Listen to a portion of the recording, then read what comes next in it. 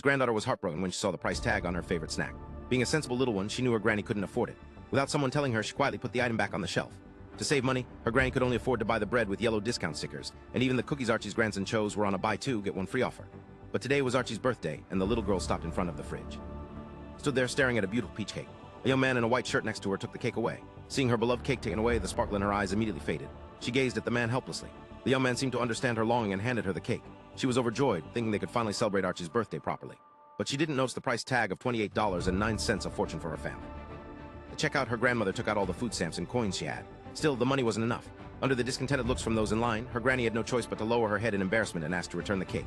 The little girl was devastated, pleading through tears to keep the cake and forgo the rest. Sadly, Granny could only tell her, "We will buy it when we have money later."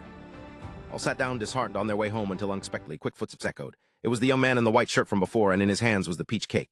Granny's first reflex was to decline, saying they couldn't accept anything from a stranger. But the young man, with tears in his eyes, said, "This is more than just a cake. It's a favor returned across time."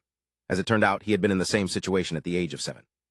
Single mom had taken him to buy a birthday cake, and they didn't have enough money. Just when mom and son felt their most helpless, a stranger paid for them and wished him a happy birthday. That kindness from a stranger became a bright memory in his childhood.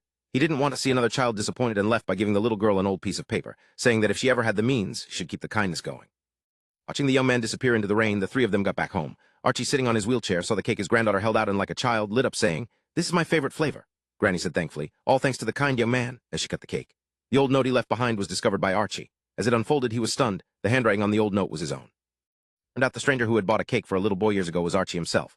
The act of kindness he had done unknowingly had found its way back to him after many years. The world works in mysterious ways, and kindness really does come full circle. Everything you put out will make its way back to you somehow. As the saying goes, what goes around comes around.